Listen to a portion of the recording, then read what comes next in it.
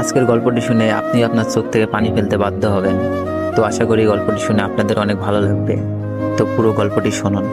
আমার পাশের বাসার একটা মেয়ে, নাম মিম, আর আমার নাম ইমু। মিম আর আমি দুইজনেই খুব ভালো বন্ধু, বলতে পারেন একজন আরেকজনকে ছাড়া চলে না। হঠাৎ করে একদিন আমি মিমকে মজা করতে করতে বললাম, মিম, আই লাভ ইউ। ও বলে, শোন ইমন, আমি তোকে ভালোবাসতে পারবো না, তুই শুধু আমার বন্ধু। এই কথা বলেই চলে গেল, আটকাতে পারলাম না। এভাবেই দিন যেতে লাগলো, কিন্তু মিম তো আমাকে ভালোবাসে না। কি যে করি। বলতে বলতে মিমের ফোন। ওই ইমন, কি করছ? তোর কথাই ভাবছিলাম মিম। চুপ থাক, খাইছস? না, তুই খাইছস মিম? হ্যাঁ খাইছি। তুই এখনই খেয়ে নে, আর মাঠে তাড়াতাড়ি আয়। আচ্ছা, বলেই লাফাইতে লাগলাম। মিমের মনে হয়তো আমার জন্য ভালোবাসা জাগছে। তাড়াতাড়ি খেয়ে গেলাম, গিয়েই বললাম, কিরে মিম, হঠাৎ জরুরি তলব? সামনে আমাদের এক্সাম রে, খুব টেনশনে আছি। কোনো চিন্তা করিস না, ফেল করলে তোরে তো আমি বিয়া করবো, তারপর 2টা ক্রিকেট খেলার টিম বানাবো, তোর এক দল আমার এক দল।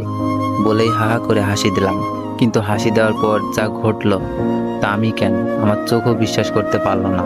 এমনভাবে আমার গালে চড় মারলো যেন গাল দিয়ে ধোয়া বের হচ্ছে। চড়টা মেরেই মিম বলা শুরু করলো, তোকে বন্ধু করে জীবনে বড় ভুল করেছি, আজ থেকে আমাদের বন্ধুত্ব এখানেই শেষ। বলেই চলে গেল। আর আমার চোখ দিয়ে বৃষ্টির মতো পানি পড়ছে। কিছুই বুঝতে পারলাম না, খুব খারাপ লাগছে।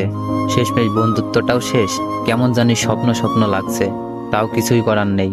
অশ্রু ভরা চোখ আর বুক ভরা কষ্ট নিয়ে বাসায় আসলাম। এসেই শুয়ে পড়লাম। বালিশটাও ভিজে গেছে। পুরনো স্মৃতিগুলো মনে পড়ছে। প্রতিদিন ওকে ফোন দিয়ে ঘুম পাড়ানো, ঘুম থেকে জাগাতাম। দিনে কমপক্ষে 100 বার ফোন আর মেসেজ তো আছেই।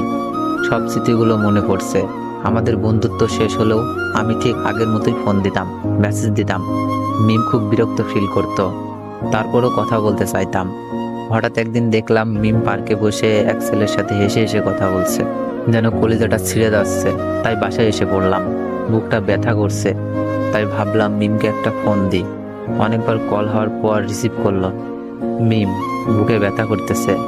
মিম বলল, ব্যথা করা ভালো, এখন আমাকে ডিস্টার্ব করবি না, পরশু আমার এক্সাম। আমি বললাম, আচ্ছা, নাপা খেলে ব্যথা যাবে? হ্যাঁ যাবে, এখন আর ফোন দিস না প্লিজ, কিছুই পড়া হয়নি। আমি বললাম, কয়টা খাবো? তোর যতটা খেতে মন চাই খা, প্লিজ ইমন, আর না। আমি এবার বললাম, লাস্ট একবার, ভালোবাসিস?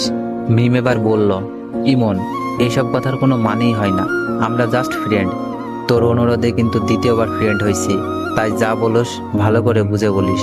থ্যাঙ্কস মিম, রাখি। ওকে রাখ, আর ভবিষ্যতে এ যেন এমন কথা আর শুনি না। ওকে। ফোনটা কেটে দিলাম। একসময় মিম মেয়েটা সারাক্ষণ আমার খবর নিত, এখন আর নেয় না। আর জিজ্ঞেস করে না কাউকে পছন্দ করিস কিনা, আর আগের মতো কি করতে হবে বলে না। হঠাৎ বুকের ভেতরে আবার চিপ দিয়ে উঠলো। বুকটা চেপে ধরে একটু বিছানায় শুয়ে পড়লাম। খুব কষ্ট হচ্ছে। আবার বিছানা থেকে উঠে আমাকে নাবা খেতে হবে। কয়টা খাবো?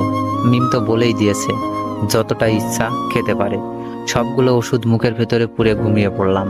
কাক ডাকা ভরে উঠে পড়ে মিম। মোবাইল চেক করে একটা দীর্ঘশ্বাস ছাড়ে। যাক, আজ আর কোনো মেসেজও নাই, মিস কলও নাই। পড়াই মনোযোগী হই। মিম মন দিয়ে পড়তে থাকে। হঠাৎ মনটা যেন কেমন কেমন করছে।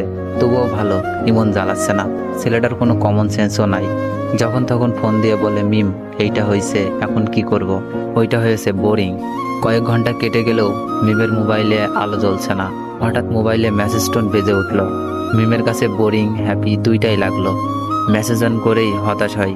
রবি সিম কোম্পানির SMS। রবি সিমকে কয়েকশো গালি দেয় সে। ঘড়ির ঘন্টার কাঁটা ক্রমশই বেড়ে চলেছে, কিন্তু একটি বারের জন্য ইমনের মোবাইল থেকে কল আসে না। হঠাৎ মিমের স্মরণ হয় কতদিনের কথা। ইমন বলেছিল, মিম, বুকে ব্যথা। ওর ভুরু যুগল কুঁচকে যায়, মুখটা কালো হয়ে যায়, বুকের ভেতরটা খা খা করে ওঠে। মন থেকে কত রকম ভয় করছে। রাত 9টা। মিম একদম পড়তে পারছে না।